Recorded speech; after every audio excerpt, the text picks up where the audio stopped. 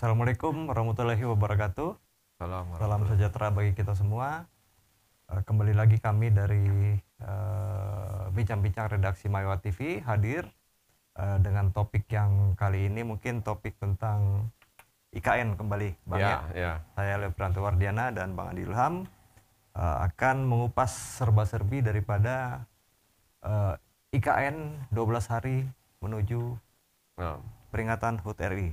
Ya, ini kan sebelum-sebelumnya sudah banyak informasi atau berita-berita terkait dengan bagaimana Pak Jokowi itu mengajak para influencer, tokoh-tokoh masyarakat dan media untuk bersama-sama mengunjungi IKN.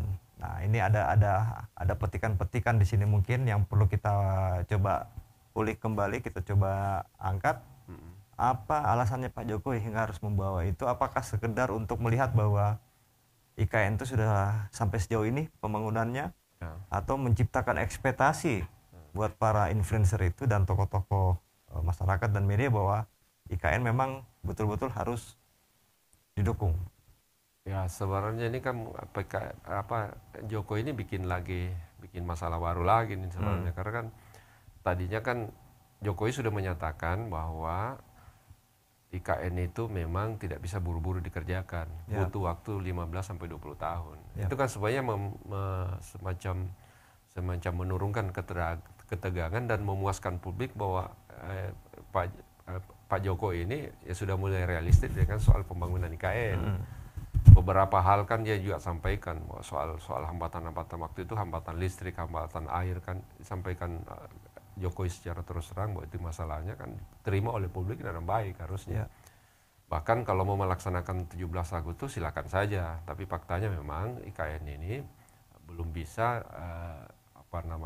difungsikan sebagai mana yang seharusnya, karena memang butuh waktu, butuh dana dan itu jangka panjang. Kalaupun misalnya Jokowi ingin menjadikan itu sebagai legacy dan memaksakan melaksanakan peringatan 17 Agustus di IKN, kan sudah sebenarnya tidak ada soal.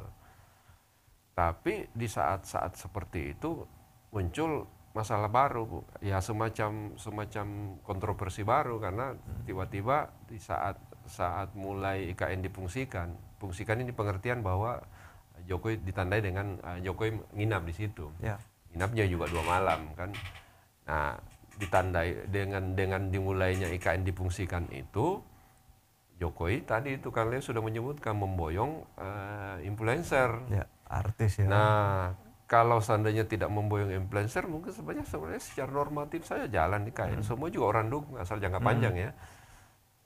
Cuma bawa influencer, orang jadi bertanya, ini influencer urgensinya apa dibawa ke sana?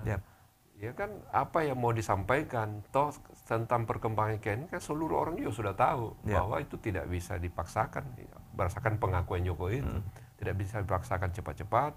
Dana juga yang 20% dari PBN tinggal 17 triliun, mungkin sekarang tinggal berkurang lagi. Itu kan sudah dipermakluman, masyarakat sudah mulai maklum dengan situasi itu. Nah, tiba-tiba bawa influencer jadi masalah baru, jadi bahan semuanya perdebatan di media sosial. Karena kenapa ini influencer kan tentu datang kan dengan biaya yang besar kan, bawa ke sana. Belum mereka misalnya yang posting dengan kegiatan-kegiatan yang ya rada-rada mereka mungkin mewah, mereka mungkin juga akan membawa tim kreatifnya nih influencer kan. Jadi ini sekedar yang dibawa ini kan pulesan-pulesan kan ya. Padahal fakta yang ada di lapangan kan tidak bisa dirubah, tidak bisa diperbaiki lah. Ya, salah satu fakta bahwa IKN itu tidak bisa belum ada semacam pendana, semacam pengusaha yang investor yang menanamkan modal di situ. Itu kan fakta, fakta ya sudah lah, itu diterima itu sebagai kenyataan. Toh ini kan semua rakyat akan memaklumi kalau itu disampaikan secara ini. Tapi kan akhirnya kan masuk influencer kan jadi bahan diskusi baru. Belum rencana soal membawa 500 relawan ke sana untuk berkunjung. Nah, relawan ngapain juga? Itu kan biayanya juga besar. Belum kalau misalnya dia harus misalnya dapat uang saku, ya uang dari mana? Kau APBN semua. Di saat yang sama Prabowo lagi berpusing tujuh keliling untuk mengakali APBN yang ketat ini, terutama soal makan bergizi gratis kan, dibatasi 71 triliun. Di saat yang sama kan ada semacam apa itu? Ada semacam gejala-gejala bahwa ini ada penggunaan anggaran yang dirasa tidak terlalu pas. Belum dia bawa moge ke sana, motor di sana, itu kan memperlihatkan bahwa ini ada sesuatu yang tidak sesuai dengan situasi atau perasaan warga negara Indonesia. Ini kan salah satu juga nih Bang, Nathalie Grace ya, sebagai juru bicara Presiden mengatakan bahwa kunjungan beliau ke sana, Pak Jokowi itu adalah salah satu bentuk transparansi publik. Nah, di sini kan tanda kutip transparansi publik. Apakah ini tujuannya untuk mengimbangi informasi-informasi yang selama ini mungkin dianggap masih kritis terhadap IKN, sehingga harus diimbangi dengan berita-berita dengan membawa influencer itu tadi. Nah, itulah kita tidak tahu ini influencer menyampaikan berita ke siapa, sementara di masyarakat umum, terutama di kalangan terpelajar, bahkan yang tidak terpelajar sudah paham situasi IKN ini sesungguhnya apa. Dan orang sudah maklumi, tidak ada masalah. Karena toh Jokowi juga akan mengakhiri jabatannya dalam sebentar lagi. Orang maklumi, tidak ada masalah. Karena kan IKN itu memang sudah sebuah keharusan kan, mesti terlaksana. Problemnya adalah berapa lama dan anggarannya dari mana. Ya ambil dari PBN, tapi jangan sekaligus. Nah, kalau misalnya influencer ini, seperti Leo tadi sampaikan, influencer datang untuk menyampaikan apa? Apakah menyampaikan sesuatu yang tidak benar dengan IKN kan? Karena kalau misalnya menyampaikan sesuatu yang benar, kenapa ada wartawan saja? Wartawan kan, Presiden juga punya biro pers. Ini membawa influencer kan, ya memang sih mereka punya follower yang banyak, jutaan, puluhan juta kan. Tapi kan pertanyaannya apa yang mau disampaikan? Apakah berbeda yang disampaikan wartawan? Ya kan berarti kan dia ditanya tanda tanya ke situ, apakah berbeda dengan apa yang disampaikan wartawan? Atau wartawan kan ada kan, wartawan yang melekat di istana kan banyak, ratusan kan, puluhan bahkan ratusan. Nah, kenapa tidak memberdayakan itu saja? Bahkan ada yang bilang, ya kenapa bukan para PNS atau para pejabat tinggi itu yang dibawa ke situ? Ya untuk mengetes segala sesuatunya. Ya belum dengan ada informasi-informasi yang ditemukan oleh para netizen yang cukup menggelikan juga. Contoh misalnya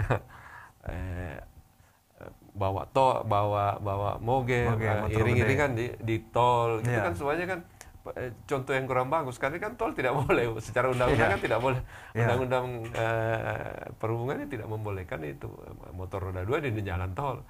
Meskipun itu katakanlah ini karena pertama ya oke lah, tapi ini kan jadi contoh kurang bagus. Belum lagi soal yang muncul di publik itu, ini kan mesti diklarifikasi oleh istana ini soal motor yang dibawa oleh Jokowi itu tidak terdaftar di LHKN ya. Laporan kekayaan tidak masuk itu. Motornya Pak Basuki kan ramai di medsos itu ya. Motornya Pak Basuki itu konon itu belum bayar pajak kan. Nah ini jadi ada keinginan untuk mengglorifikasi ini pembukaan nikah ini jadi malah jadi cerita negatif. Harusnya ini soft landing kan, ini Jokowi ini selesai tugasnya, landing yang baik-baik. Misalnya kalau menurut kata dia kembali ke Solo untuk menjalani pensiunnya, ini justru menciptakan kontroversi baru. Kenapa nggak membawa influencer lokal aja ya? Ini contohnya seperti yang influencer di daerah Kalimantan lah saja dulu sementara, karena ini kan kita membangun dulu bagaimana ini pondasinya IKN ini dari sisi sosial budaya. Dan masyarakat adat itu bisa diterima dulu kan secara ini, karena kami dengar-dengar masih banyak ternyata juga konflik-konflik tanah di sana yang belum selesai. Nah, itulah gitu. ya mungkin jangan-jangan itu yang sebenarnya mau ditutupi. Karena kalau misalnya media yang dibawa kan, ya apalagi kan kita tahu akhir-akhir ini memang yang selama ini beberapa media-media mainstream yang cenderung misalnya mengyesmenkan apapun yang dilakukan Jokowi cenderung sudah mulai kritis. Jangan-jangan karena itu akhirnya dibuat semacam keseimbangan supaya informasi yang sampai ke masyarakat harus berdasarkan kepentingannya istana. Karena kan yang orang sayangkan itu tadi, ya kenapa tidak memanfaatkan media? Media tentu kan mungkin akan lebih murah misalnya biayanya dibanding influencer kan. Ya seperti contoh yang banyak beredar di video-video itu kan malah yang ditampilkan adalah makanannya yang super mewah, kambing guling dan lain-lain kan. Itu kan itu justru mencerai perasaan masyarakat yang kan sekarang ini lagi kesulitan. Ya usah, kalaupun misalnya dengan makanan mewah tidak usah ditampilkan yang begitu-begitu. Ini kan sebenarnya nasihat kita, nasihat kita kepada siapapun yang ada di belakang dia, janganlah hal-hal begitu. Apalagi kan Grace Natali mengatakan bahwa tujuan influencer dibawa beserta tokoh-tokoh tokoh-tokoh masyarakat dan media sebenarnya untuk menepis bahwa anggaran IKN itu tidak terburu-buru. Tapi ini kan kalau dilihat daripada bobot daripada acara Road to Artis ini ke ini boleh dikatakan butuh anggaran yang besar juga kan di situ. Tapi masih justru tadi satu besar. Kemudian justru menggambarkan ini justru terburu-buru karena ada hal yang tadinya kita tidak tahu malah jadi tahu. Contohnya yang peresmian jembatan itu.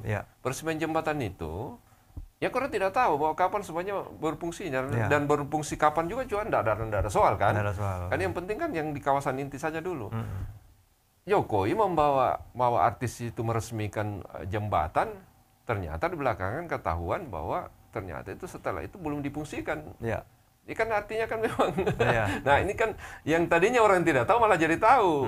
Ini sebenarnya ini yang saya bilang tahu siapa yang ada di balik mereka itu untuk menyampaikan hal-hal yang sebenarnya justru memperburuk citra pemerintah itu. Yang kan kita tidak inginkan seperti itu. Sebenarnya tujuannya bagus. Sebenarnya itu tadi bentuk transparansi publik. Terus bentuk bagaimana menepis anggapan masyarakat untuk bahwa anggaran IKN itu tidak terburu-buru. Cuma di sini mungkin kemasannya tapi makin muncul kemasan untuk dipublish ke media itu tadi itu kan makin muncul ya, orang tadinya tidak tahu itu jembatan kapan selesainya, orang juga tidak peduli kapan selesainya. Ini malah kan dia pergi memamerkan itu, bawa artis itu di jembatan itu sekaligus meresmikan, tapi justru muncul persoalan, justru informasi lain yang berbeda dengan kita tidak tahu benar yang mana yang benar karena ini informasi yang beredar di media sosial. Mudah-mudahan sih istana bisa menjelaskan itu. Terus yang kedua, ya orang tidak tahu bahwa motornya Pak Basuki itu tidak bayar pajak, orang tidak tahu. Ya gara-gara dia bawa ke situ jadi muncul.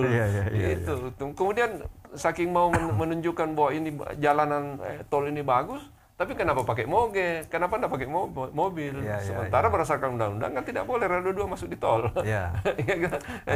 Bolehlah dia beralasan bahwa ini kan baru pembukaan, belum ada kendaraan umum lewat. Ya oke, bisa diterima itu, tapi ini jadi contoh buruk bahwa moge itu kan, apalagi kan moge dalam banyak kasus kan memang ada masalah nih soal penggunaan kadang-kadang terkait penggunaan tol itu.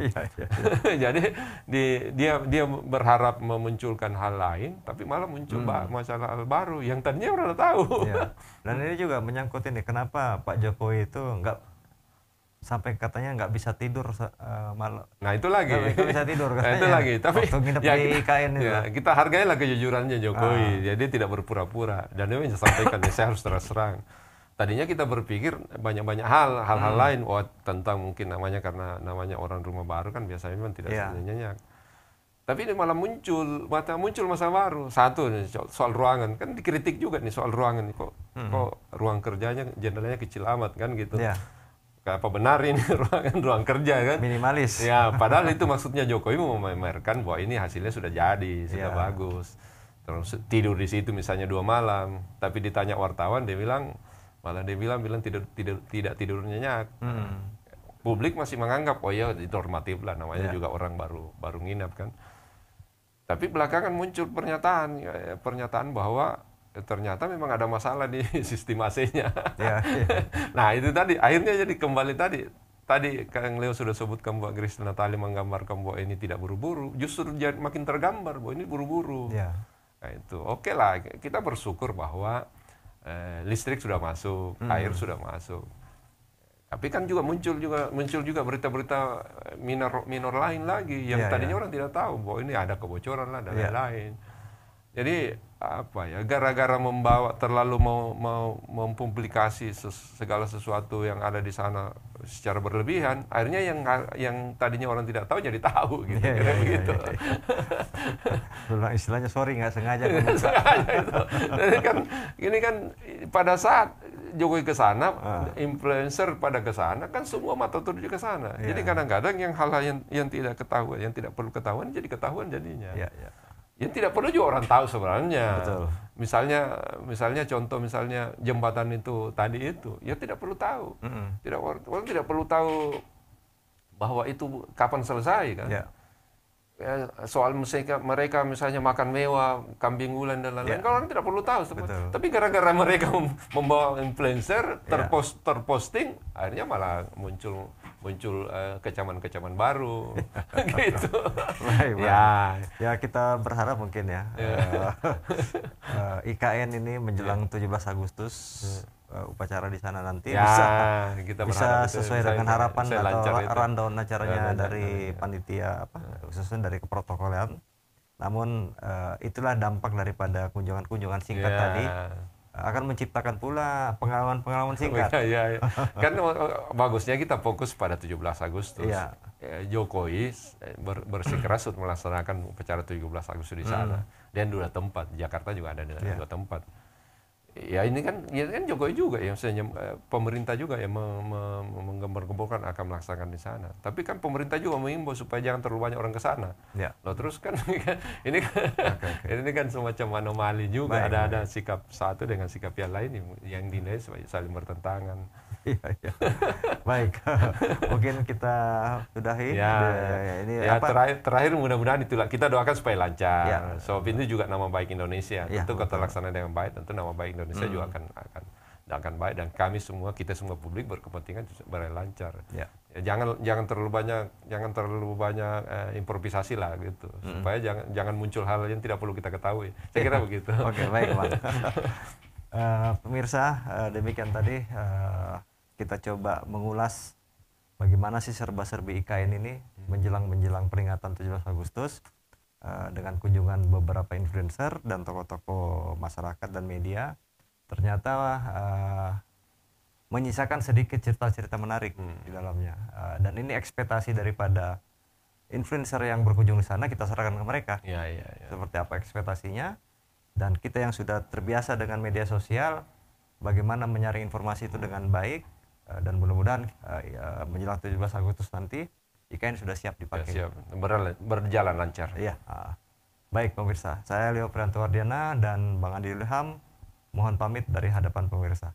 Wassalamualaikum warahmatullahi wabarakatuh. Waalaikumsalam warahmatullahi wabarakatuh.